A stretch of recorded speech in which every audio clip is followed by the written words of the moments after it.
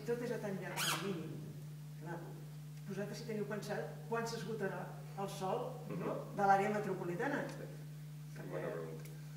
A ver, te responderé elípticamente, así acabamos más rápido. No, hace unos años, cuando éramos estudiantes arquitectos y trabajamos con estudiantes, hicimos un ejercicio que es, al ritmo de construcción, en el mejor momento que estaba la economía y la producción de viviendas en Cataluña, estamos hablando del año 2003, ¿cuándo se iba a acabar toda Cataluña?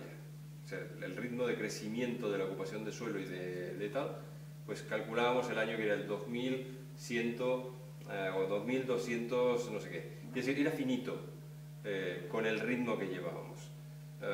Bueno, claro, con la crisis hemos visto que esto no será así. Ahora bien, es evidente, finito el suelo que tenemos. Por lo tanto, tenemos dos opciones. Una es nuestro propio reciclaje.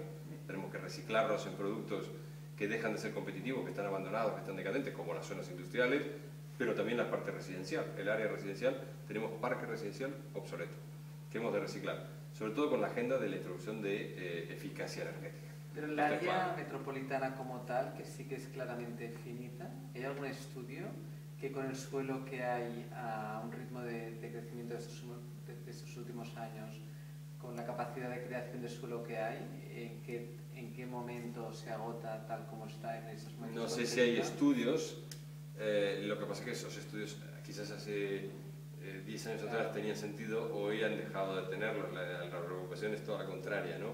¿Cómo hacemos con lo que tenemos ahora? Y no hay cómo desarrollarlo, ¿no? Y ahora me plantearía lo siguiente. Primero, yo creo que hay un producto que es, nosotros aquí tenemos que pensar cuál es el porcentaje entre producto de obra nueva y el de reciclaje. Yo creo que es equivocado. En el resto de Europa no tienen estas divisiones. Aquí había un porcentaje de obra nueva totalmente desproporcionado con respecto a la que había de reciclaje. Ahora hay que reinvertirlo y hay que hacer lo que hacen otras capitales europeas, que es mucho reciclaje. Y sobre todo meter la agenda de la eficacia energética, pues clave.